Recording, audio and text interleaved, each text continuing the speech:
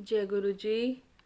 गुरु जी का शुक्राना, गुरु जी की प्यारी प्यारी संगत का शुक्राना और गुरु जी की प्यारी प्यारी संगत को महाशिवरात्रि के पर्व की लख लख बधाइयाँ, बहुत बहुत शुभकामनाएं गुरु जी की प्यारी प्यारी संगत को गुरु जी के इस पावन दिवस की। संगत जी, कल हमने महाशिव पुराण कथा रुद्र संहिता के 3 अध्याय श्रवण किए थे, 17वां, 18वां और 19वां। कल के अध्याय में हमने श्रवण किया था यज्ञदत्त कुमार को भगवान शिव की कृपा से कुबेर पद की प्राप्ति तथा उनकी भगवान शिव के साथ मैत्री। संगत जी, आज हम अगला अध्याय 20वां अध्याय श्रवण करेंगे। जय गुरु जी। ओम नमः शिवाय, शिवजी सदा सहाय। ओम नमः शिवाय, गुरुजी सदा सहाय। जय गुरु जी।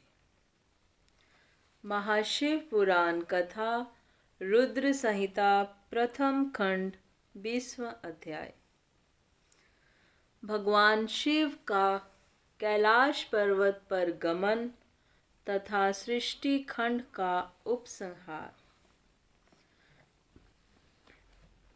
ब्रह्मा जी कहते हैं, नारद मुने कुबेर के तपोबल से भगवान शिव का जिस प्रकार पर्वत श्रेष्ठ कैलाश पर शुभागमन हुआ, वह प्रसंग सुनो। कुबेर को वर देने वाले शिवेश्वर शिव जब उन्हें निधिपति होने का वर देकर अपने उत्तम स्थान को चले गए, तब उन्होंने मन ही मन इस प्रकार विचार किया। ब्रह्मा जी के ललाट से जिनका प्रादुर्भाव हुआ है तथा जो प्रलय का कार्य संभालते हैं, वे रुद्र मेरे पूर्ण स्वरूप हैं। अतः उन्हीं के रूप में मैं गुहकों के निवास स्थान कैलाश पर्वत को जाऊंगा। उन्हीं के रूप में मैं कुबेर का मित्र बनकर उसी पर्वत पर विलास पूर्वक रहूंगा और बड़ा भारी तप करूंगा। शिव की इस इच्छा का चिंतन करके उन रुद्रदेव ने कैलाश जाने के लिए उत्सुक डमरू बजाया। डमरू की वह ध्वनि जो उत्साह बढ़ाने वाली थी, तीनों लोकों में व्याप्त हो गई। उसका विचित्र एवं गंभीर शब्द आहान की गति से युक्त था, अर्थात सुनने वालों को अपने पास आने के लिए प्रेरणा दे रहा था। उस ध्वनि को सुनकर मैं तथा श्री विष्णु आदि सभी देवता, ऋषि, मूर्तिमान आगम, निगम और सिद्ध वहां आ पहुँचे। देवता और असुर आदि सब लोग बड़े उत्साह में भर कर वहां आए। भगवान शिव के समस्त पार्षद तथा सर्वलोक वंदित महाभाग गणपाल जहाँ कहीं भी थे, वहां से आ गए। इतना कहकर ब्रह्मा जी ने वहां आए हुए गणपालों का नामोल्लेख पूर्वक विस्तृत परिचय दिया। फिर इस प्रकार कहना आरंभ किया। वे बोले, वहां असंख्य महाबली गणपाल पधारे। वे सब के सब सहस्त्रों भुजाओं से युक्त थे और मस्तक पर जटा का ही मुकुट धारण किए हुए थे। सभी चंद्रचूड़, नीलकंठ और त्रिलोचन थे। हार, कुंडल, केयूर तथा मुकुट आदि से अलंकृत थे।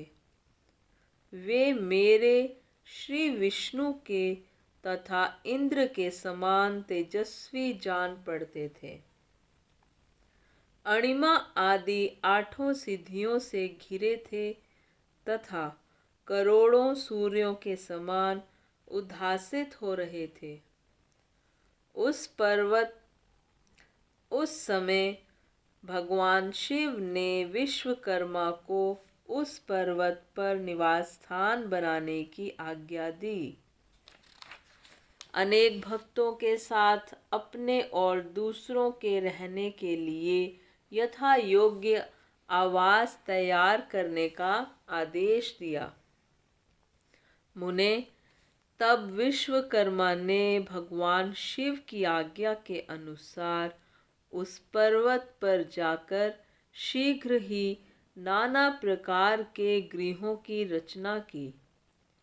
फिर श्री हरि की प्रार्थना से कुबेर पर अनुग्रह करके भगवान शिव सानंद कैलाश पर्वत पर गए।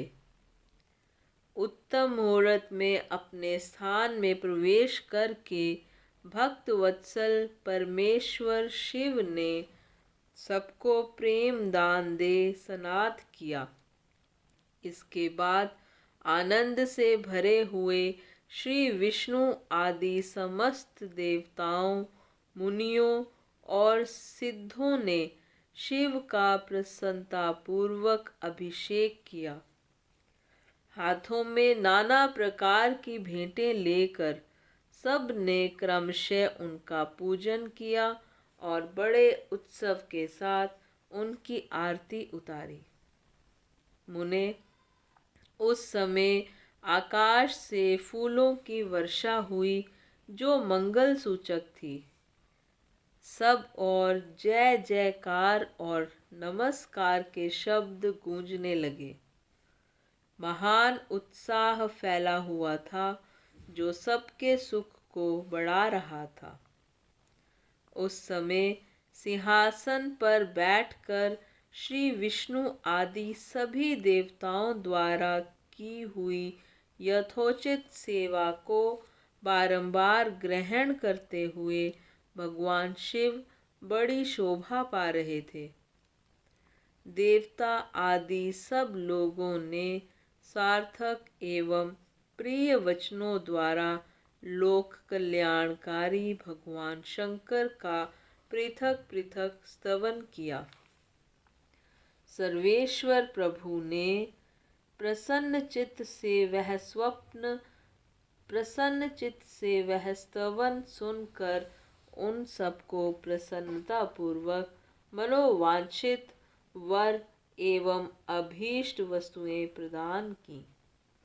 मुने, तदनंतर श्री विष्णु के साथ मैं तथा अन्य सब देवता और मुनि मनोवांछित वस्तु पाकर आनंदित हो भगवान शिव की आज्ञा से अपने अपने धाम को चले गए। कुबेर भी शिव की आज्ञा से प्रसन्नता पूर्वक अपने स्थान को गए। फिर वे भगवान शंभु, जो सर्वथा स्वतंत्र हैं, योग परायण एवं ध्यान तत्पर हो, पर्वत प्रवर कैलाश पर रहने लगे। कुछ साल बिना पत्नी के ही बिताकर परमेश्वर शिव ने दक्ष कन्या सती को पत्नी रूप में प्राप्त किया। देवर्षे, फिर वे महेश्वर दक्ष कुमारी सती के साथ विहार करने लगे और लोकाचारण परायण हो सुख का अनुभव करने लगे। मुनीश्वर, इस प्रकार मैंने तुमसे यह रुद्र के अवतार का वर्णन किया है, साथ ही उनके कैलाश पर आगमन और कुबेर के साथ मैत्री का प्रसंग सुनाया है। कैलाश के अंतर्गत होने वाली उनकी ज्ञान वर्धिनी लीला का भी वर्णन किया। जो इहलोक और परलोक में सदा संपूर्ण मनोवांछित फलों को देने वाली है। जो एकाग्रचित हो इस कथा को सुनता या पढ़ता है, वह इस लोक में भोग पाकर परलोक में मोक्ष लाभ करता है। इति श्री महाशिव पुराण कथा रुद्र संहिता प्रथम खंड 20वां अध्याय समाप्त। जय गुरु जी। संगत जी, आज का अध्याय यहीं पर संपन्न होता है और आज के अध्याय के साथ साथ रुद्र संहिता का प्रथम खंड भी आज यहीं समाप्त होता है। संगत जी, अब आरती का समय है। जय गुरु जी। ओम जय शिव ओमकारा, स्वामी हरि शिव ओमकारा, ब्रह्मा विष्णु सदा शिव, भोले भोलेनाथ महादेव, अर्धांगी धारा। ओम जय शिव ओंकारा, एकानन चतुरानन पंचानन राजे, स्वामी पंचानन राजे, हंसानन गरुड़ासन, वृषवाहन साजे। ओम जय शिव ओंकारा, दो भुज चार चतुर्भुज, 10 भुज ते सोहे, भोले 10 भुज ते सोहे, तीनों रूप निरखता, त्रिभुवन जन मोहे। ओम जय शिव ओंकारा, अक्षमाला बनमाला, मुंडमाला धारी, भोले मुंडमाला धारी, चंदन मृग मद सोहे, भोले शुभकारी।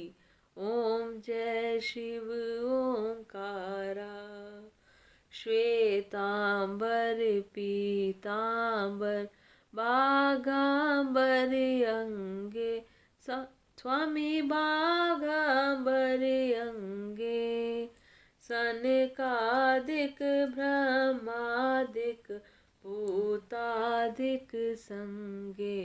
ओम जय शिव ओंकारा, कर के मध्य कमंडल, चक्र त्रिशूल धरता, स्वामी चक्र त्रिशूल धरता, जग करता जग हरता, जग पालन करता। ओम जय शिव ओंकारा, त्रिगुण शिव जी की आरती, जो कोई नर गावे, भोले प्रेम सहित गावे। कहत शिवानंद स्वामी, कहत हरि हरि स्वामी, मनवांछित फल पावे।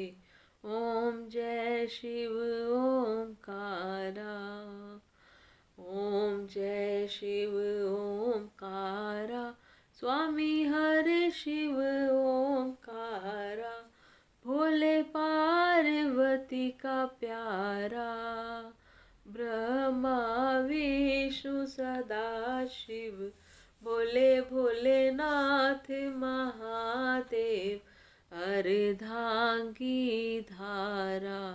ओम जय शिव ओंकारा। बोलो शंकर भगवान की जय, भोलेनाथ भंडारी की जय, पार्वती माता की जय।